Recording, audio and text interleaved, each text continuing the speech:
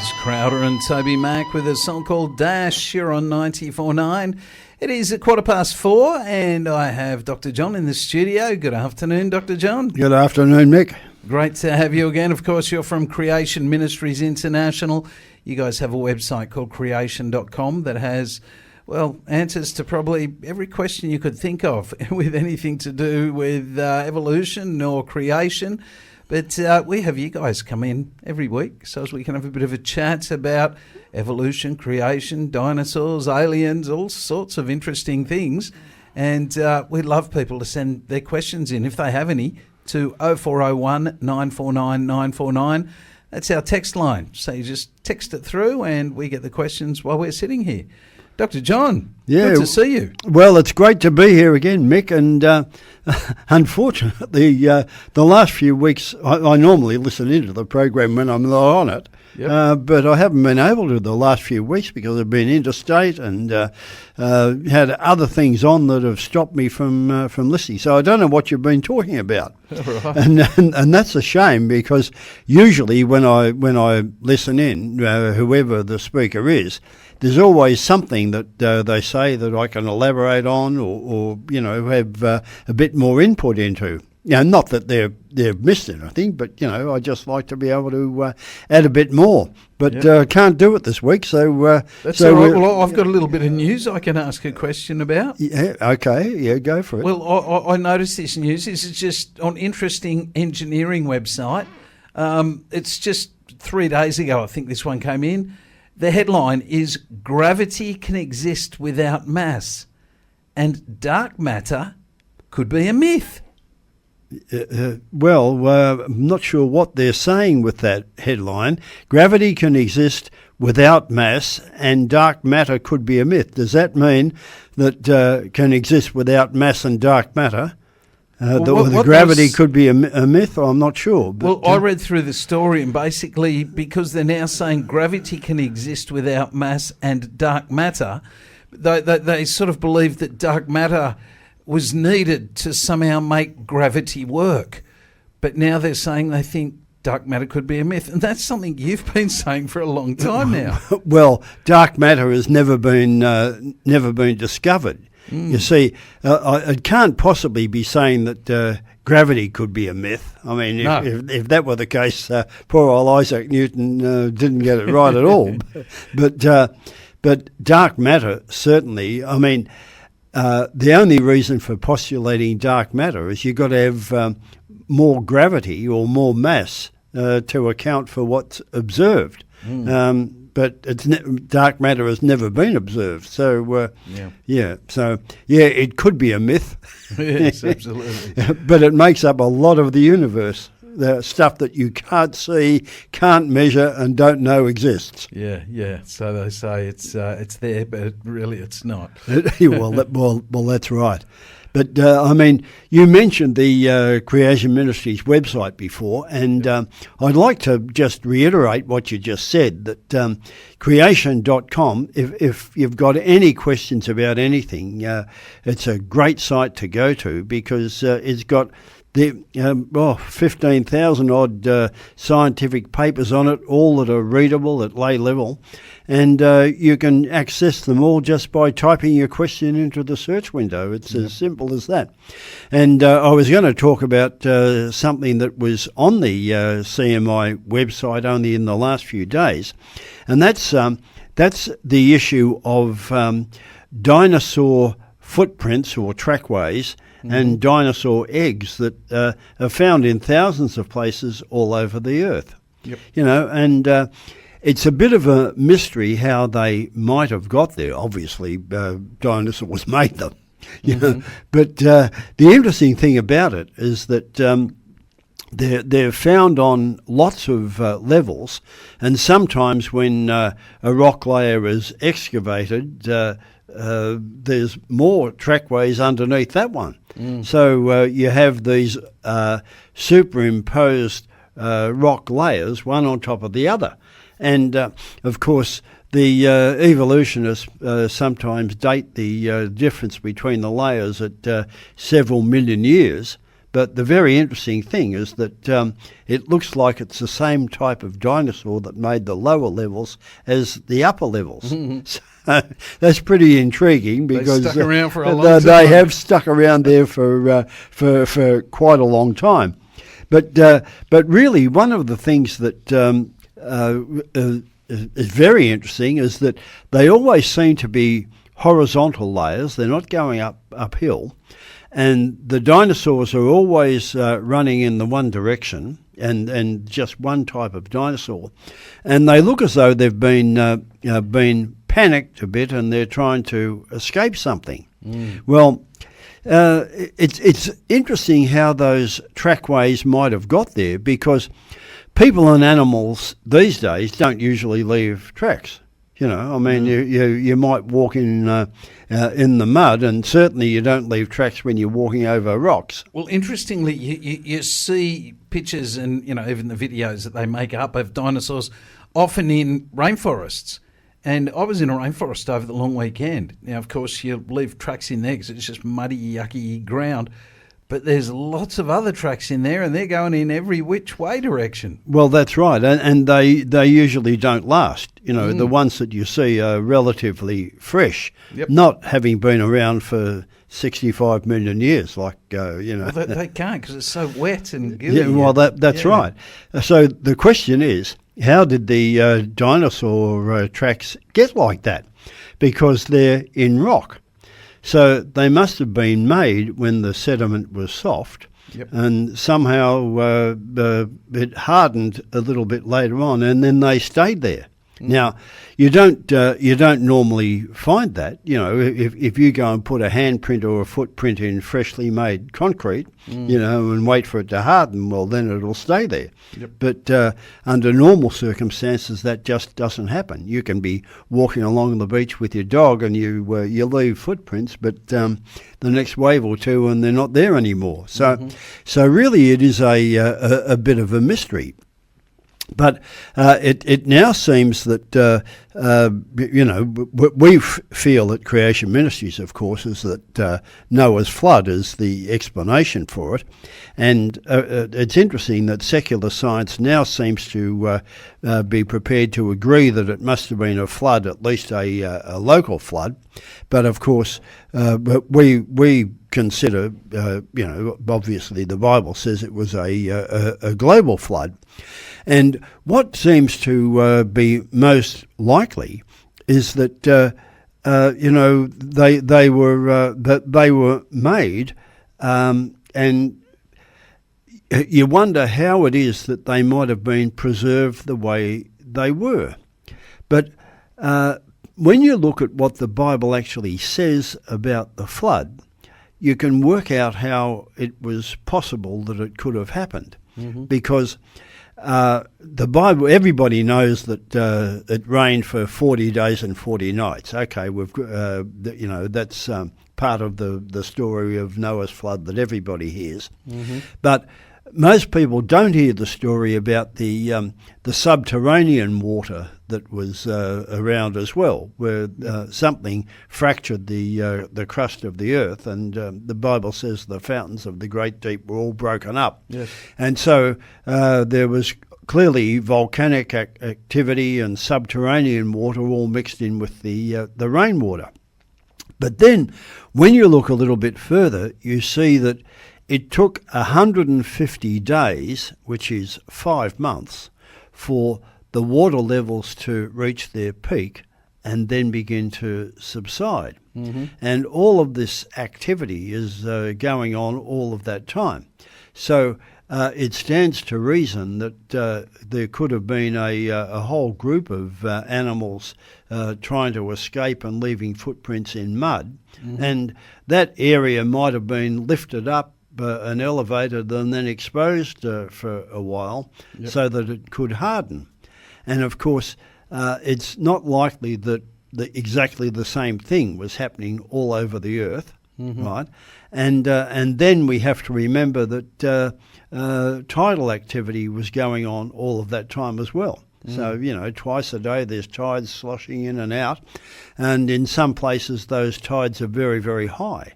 or very, very low, as the case may be. Yep. So really, there's lots of explanations that you can get when you have a look at what the Bible actually says. So we shouldn't be surprised that we find the differences all over the world, and also that we find the dinosaur eggs the way they are, because there's no evidence in most of the cases anyway that those particular dinosaurs have made any nest. They've just dropped the clutch of eggs where they were. Mm-hmm. And of course, with birds lay an egg a day. But reptiles don't. They lay the whole clutch at once. All at once, yep. Yeah, so it looks as though they didn't have time to make any type of nest. I mean, at least the turtles, when they lay their eggs, they go and scoop out a bit of the sand and, they make some sort of nest. But you don't find any evidence of nests with these dinosaur eggs. They've just been dropped in the spot. Mm-hmm. And they're always, they look as though they've been stampeding in fear. So really it's a very intriguing thing, but you seem to be able to make some sense of it when you actually look at what the Bible actually says. And anyway, look, I'm going to go on with this a bit afterwards, because there's a few other things that have been in articles on the website recently, all about ancient animals and dinosaurs and things, and particularly mammoths. And I want to talk about that when we come back. It's intriguing. Prints, 3 million years apart, and they all go in the same direction. They're the exact same dinosaur. Sounds a little bit fishy to me. You're on 94.9. It is 27 minutes past 4. We've got Colton Dixon up next. This is Build a Boat. That was Brandon Murphy with All the Wrong Things. You're on 94.9. It is 24 minutes to 5. And we have Dr. John in the studio with us from Creation Ministries International. And you can send a question through to Dr. John on 0401 949 949. Now, Dr. John, you've been talking about, well, a lot of footprints left in the mud or the sand. And if memory serves me correctly, you're saying a lot of the footprints are all going in the same direction, even footprints from dinosaurs millions of years apart on different levels that happen to be the same dinosaur. If memory serves me correctly, the Valley of the Whales, all the whales were going in the same direction. And in the past, with other Creation Ministries guys, we've talked about different fish and whales and things on beaches. Again, they all seem to be going in the same direction and always similar types, as though there's just some massive sort of wall of mud hitting them all at the same time. Yeah, look, there are so many fascinating observations throughout the world, and there's all sorts of different explanations put out for how things got to be the way they are.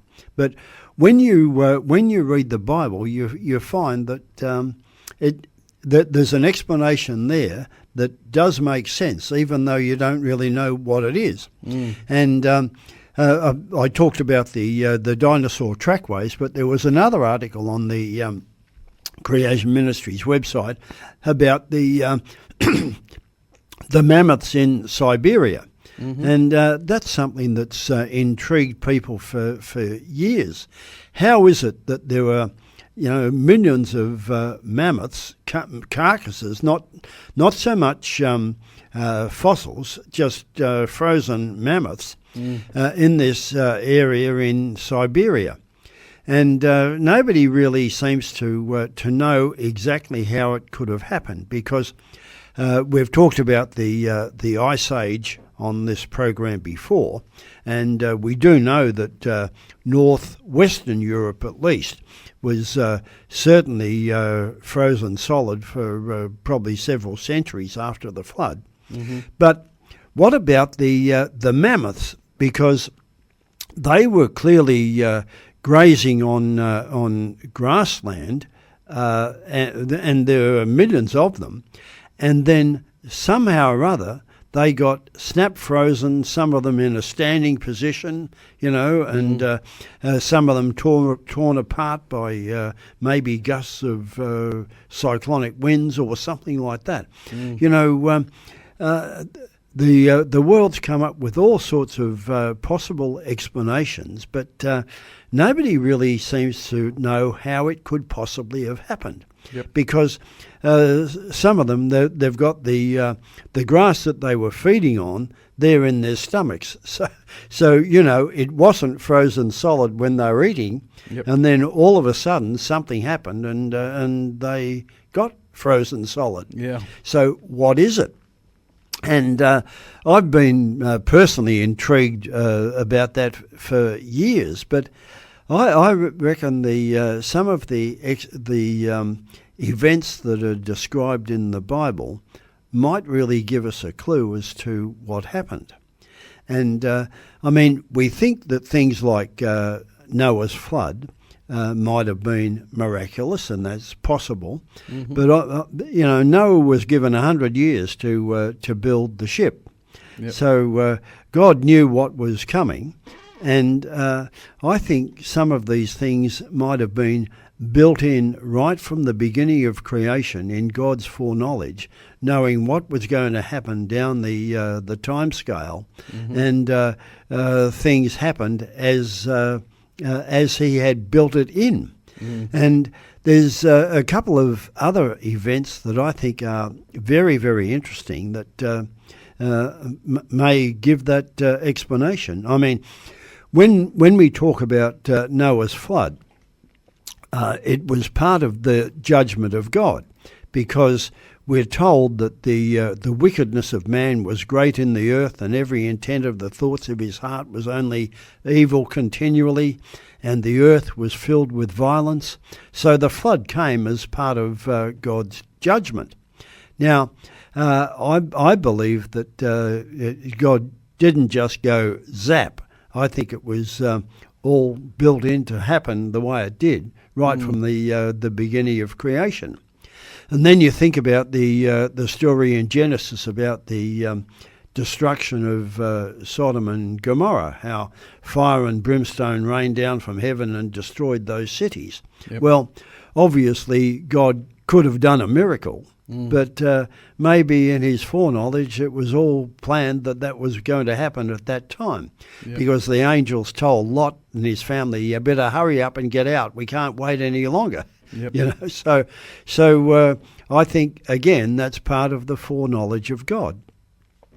And then we think about two other events that are really intriguing. One of them is in the book of Joshua, where Joshua is fighting the Amorites, and we get that story about the sun standing still for a whole day to give Joshua time to wipe them out. Yes. Now,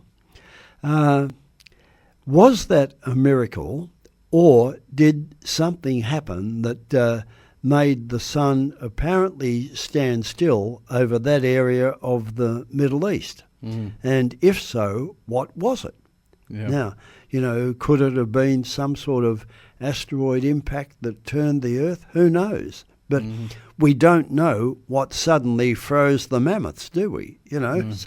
So maybe something that happened in the Middle East had repercussions throughout the rest of, or something that happened somewhere on the earth had repercussions throughout the rest of the world. And then we get the story where Isaiah goes to King Hezekiah. And Hezekiah wants a sign from the Lord that he's going to live an extra 15 years or something like that. And Isaiah says, well, what sort of a sign do you want? And Hezekiah says, well, get the Lord to make the sundial go back 10 degrees. Mm-hmm. That's a pretty tricky thing to do. Yes. But that's what happened. Yep. And that was the sign given to Hezekiah. Isaiah said the Lord's going to provide a sign.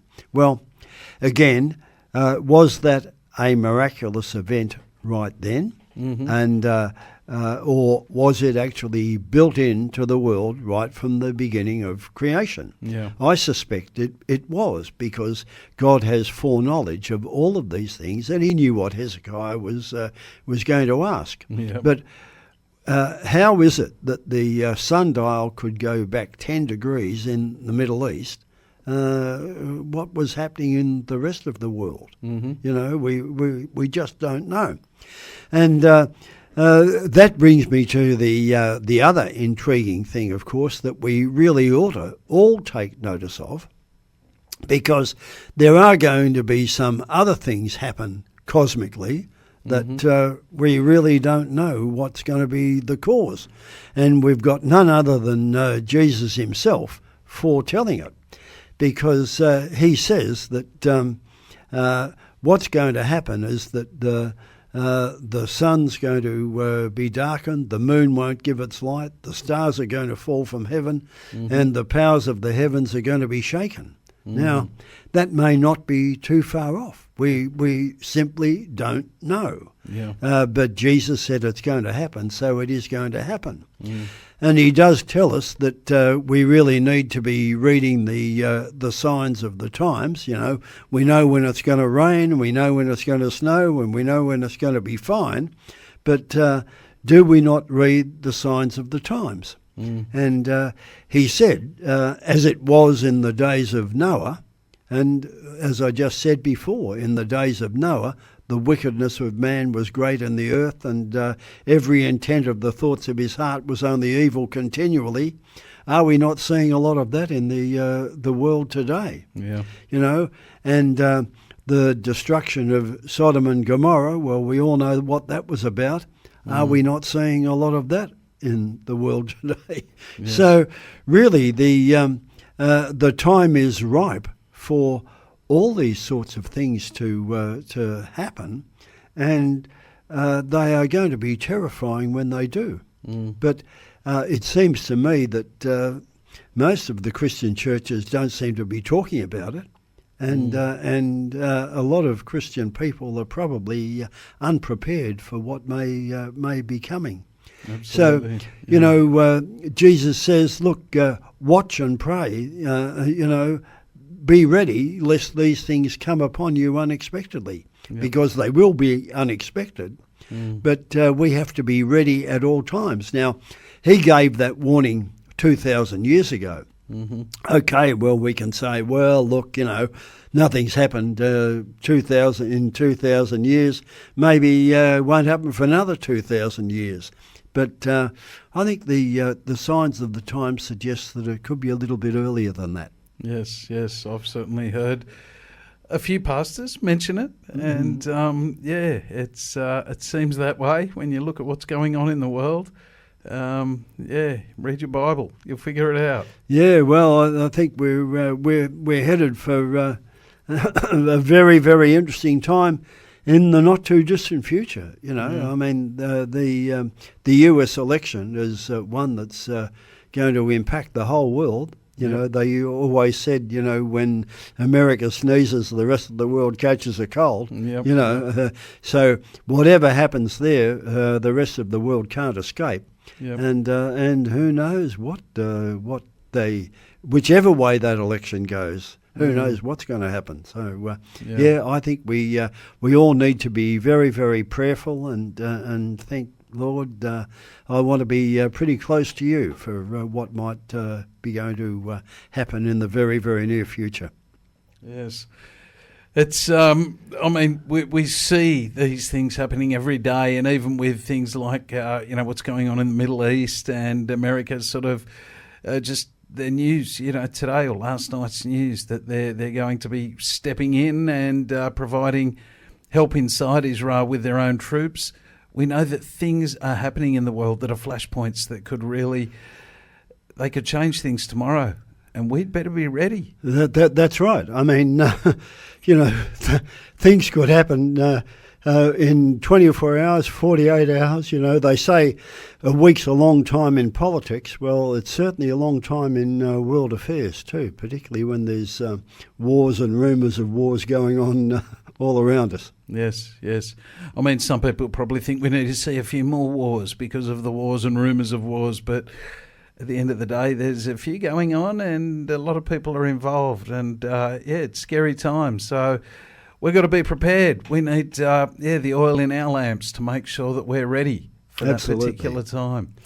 Dr. John, we've come to the end of another awesome week, and look, I look forward to next week. You'll be here next week? I'm here again next week, and send in your questions. If there's anything you want us to talk about, by all means, text them in to 0409 0401 949 949. That's it, 0401 949 949.